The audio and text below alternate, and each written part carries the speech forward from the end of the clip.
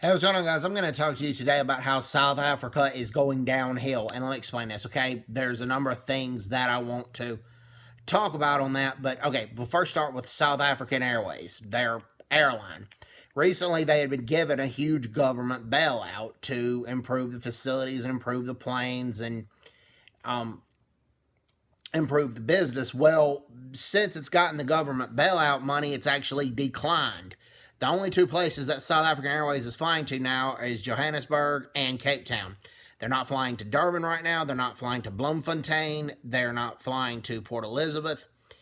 And it's just a sad situation. Okay. The second thing is, in 1993, South Africa was not the country to invest in because a lot of the white-owned businesses, because of apartheid, had sanctions on them.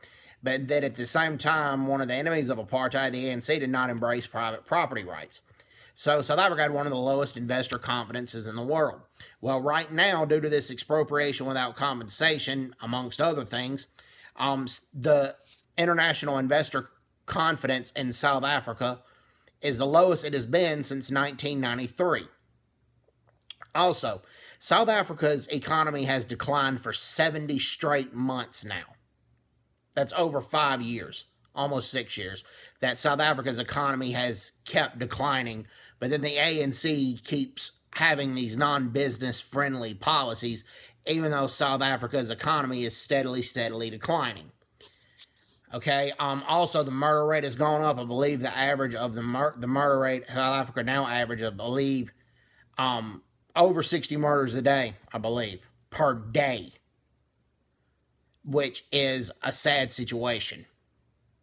So I hate this for South Africa. I wish South Africa would stop declining, and I wish they would get back on their feet. But unless something is done within the next 5 to 6 months, I firmly don't believe that they're going to do it. I recommend that you watch the Ronaldo hosts video, We're in Deep Trouble. And it basically does show that South Africa is in deep trouble, like Eskom. It's been now 2 weeks since South Africa has had rolling blackouts. It's really not load shedding.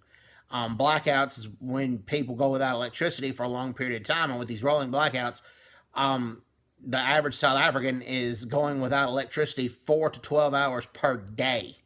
4 to 12 hours per day without electricity. And South Africa is supposed to be the most developed nation in Africa, and they're having rolling blackouts thanks to the mismanagement of Eskom, basically. And yes, Eskom was started under apartheid, and it wasn't that effective then, but the ANC inherited it, and they've just they haven't made the situation any better, and they've had since 1994 to do so. So South Africa's in trouble, and they're going downhill. And then, there have been universities that have closed down because there's this fees must fall movement.